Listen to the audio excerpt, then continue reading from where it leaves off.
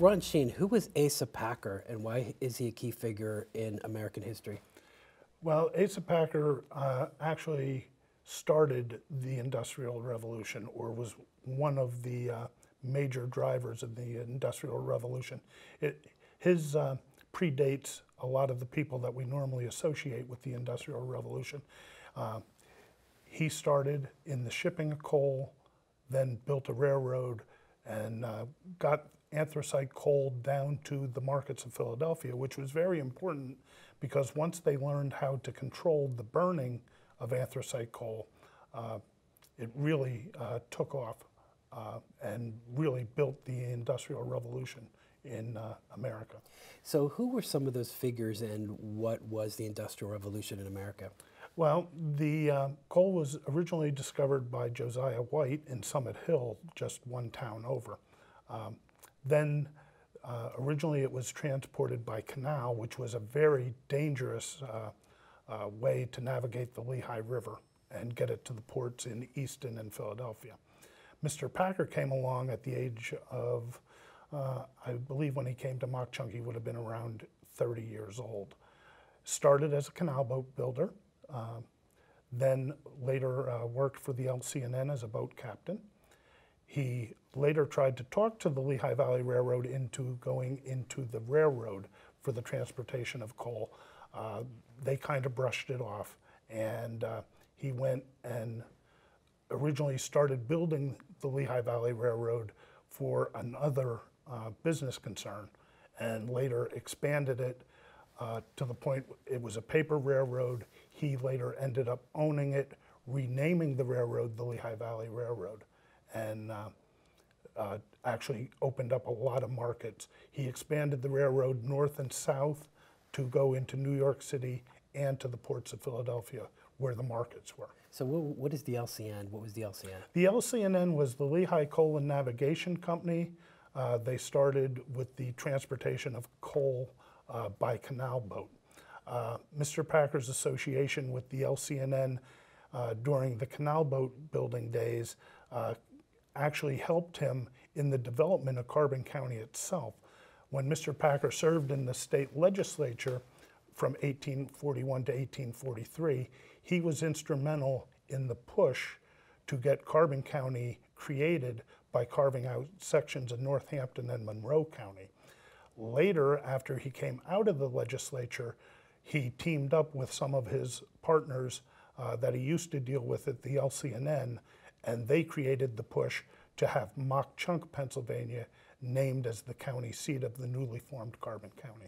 So we're here at the Asa Packer Mansion in Jim Thorpe, and we're with Ron Sheehan. He is the executive director of this mansion. He also happens to be the treasurer of Carbon County. So we're in for a real treat here as we talk about the history of Asa Packer, about the mansion itself, and about how Mount Chunk has developed into Jim Thorpe. So, so Ron, tell us a little bit about the man Asa Packer. What was he like? Who were his contemporaries at the time, for instance? Sure. What you have to realize is Mr. Packer was born in 1805 in Mystic, Connecticut. At the age of about 13, he hiked and traveled from Mystic, Connecticut to a town called Brooklyn in Susquehanna County to meet up with a cousin. That in itself was pretty amazing for a 13-year-old. How long would that have taken at that time? I would venture to say that it had to have taken him at least 3 weeks to a month. He settled in Brooklyn, Susquehanna County. That's where he met Sarah Minerva Blakesley, who he married. And at first he tried his hand at farming and did not succeed. The following year, he came to Mock Chunk as a canal boat builder. He had that experience from working with his father in the shipyards at Mystic, Connecticut. He built the canal boats. He later earned enough money doing that he opened up a market in Mock Chunk, was very successful at that. He took on contracts to build a paper railroad. At that time they had a charter. I believe the name of the railroad was the Delaware, Susquehanna, and Lehigh Railroad. And as he built it, they paid him in stock because the railroad wasn't actually in operation. Again, it was just a paper railroad. So by the time the railroad was built up and running, he had a controlling interest in the railroad, and he renamed it the Lehigh Valley Railroad.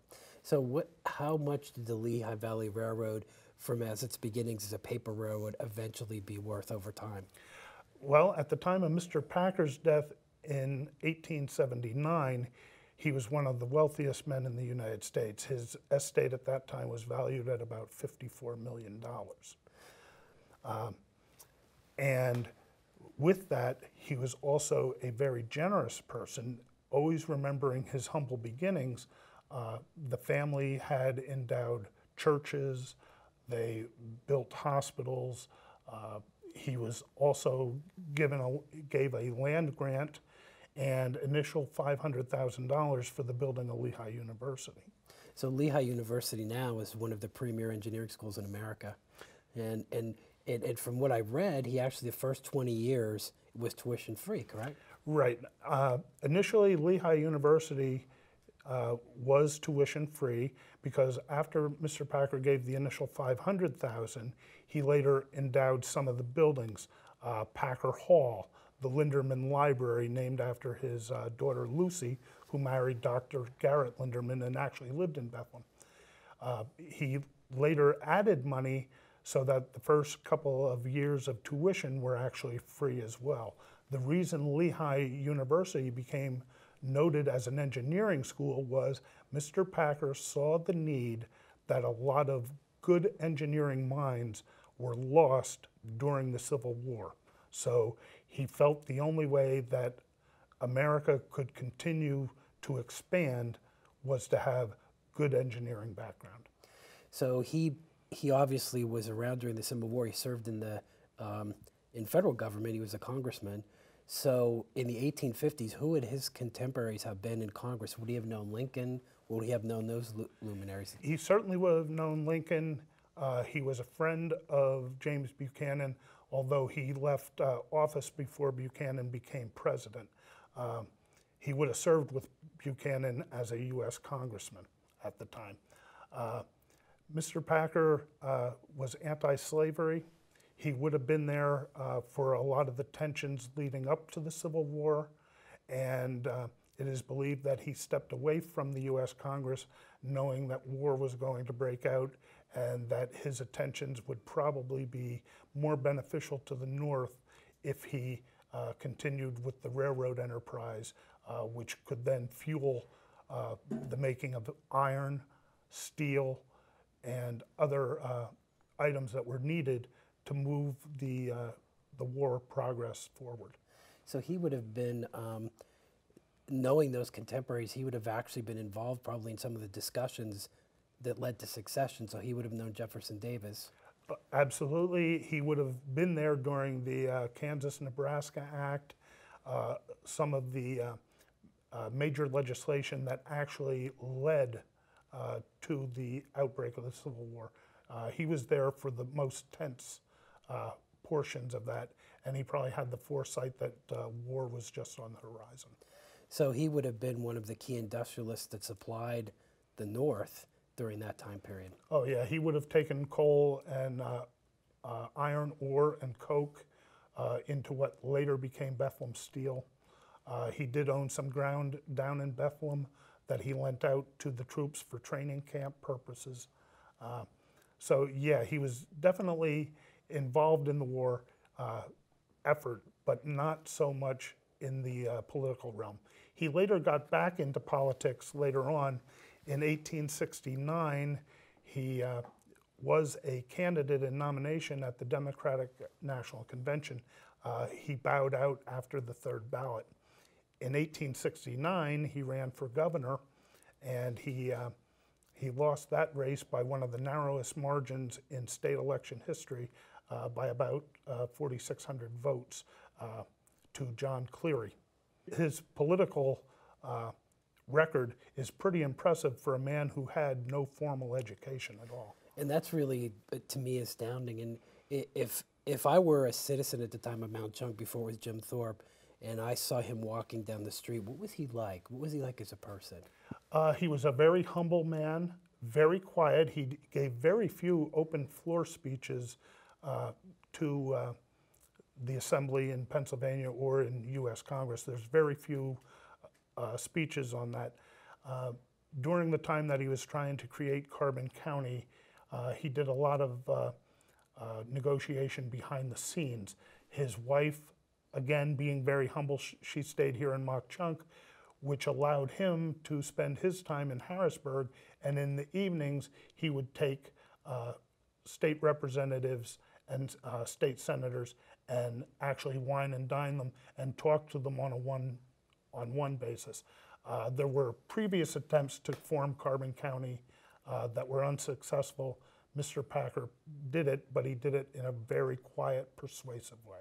Tell the story about how the mansion exists today and what you're seeing. It's one of the only mansions that's pretty much like it was when it was turned over in 1912, correct? Right. The whole history is Mr. Packer built the home in 1860.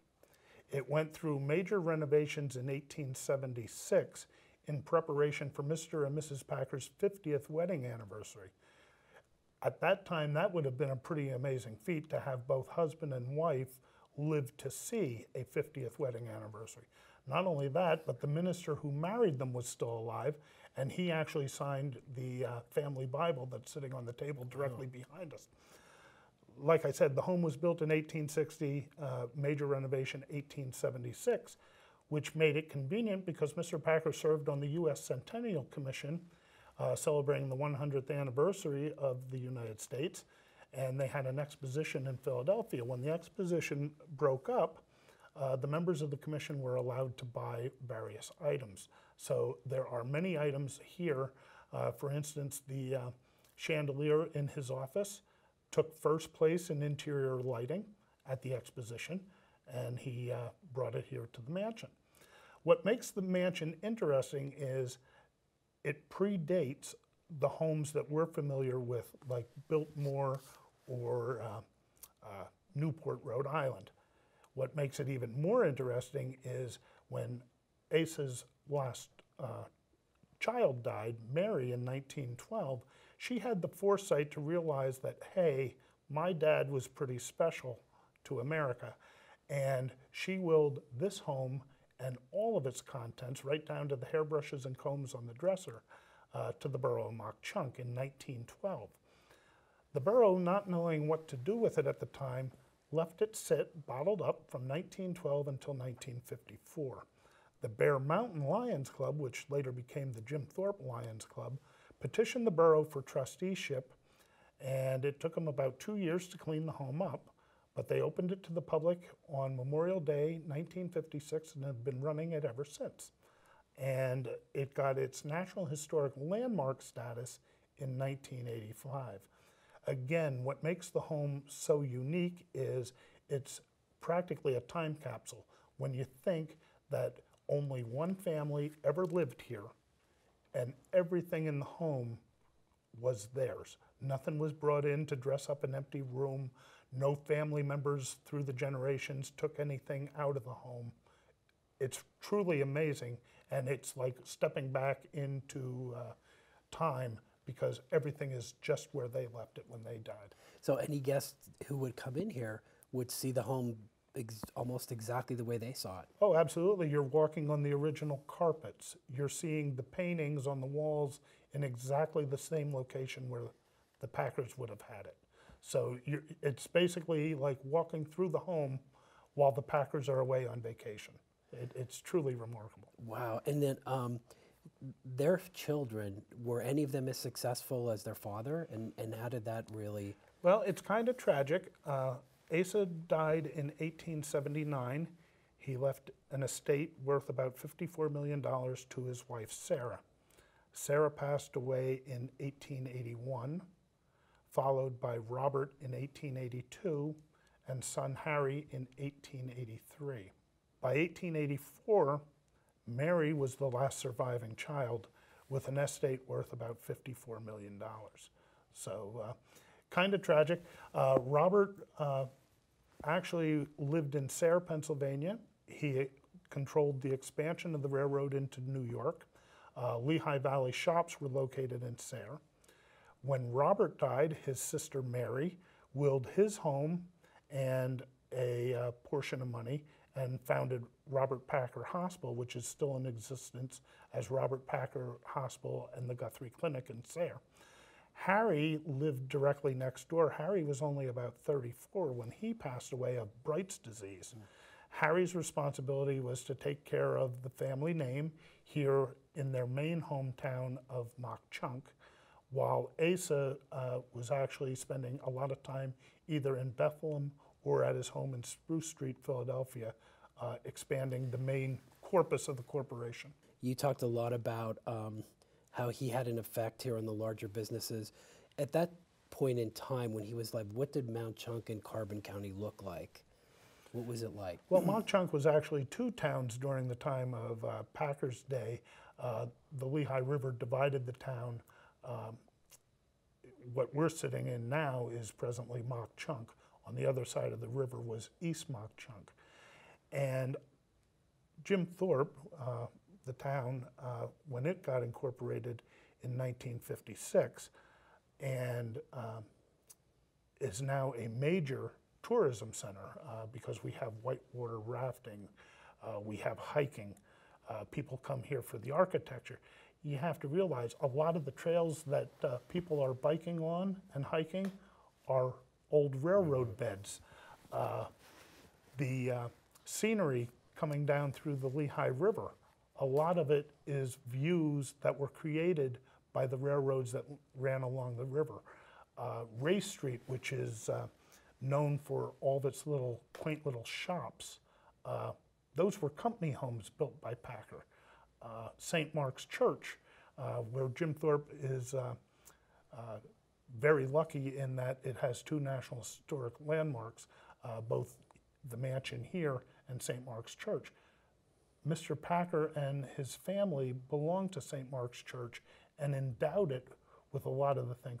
So even though the last of the Packers died in 1912, we're still seeing progress in this area due to what they left behind. It's really impressive when you think that when Mary died in 1912, that she had the foresight to leave the entire house intact and say, you know what, Dad was important to the Lehigh Valley area, and someday they're going to want to recognize that. Again, I want to thank Ron for hosting us here at the mansion. It's just a wonderful place to view our early history and the Poconos place within American history. So for Ron, I'm Chris Barrett at the Asa Packer Mansion and Jim Thorpe for Pocono Perspectives. Thanks for watching.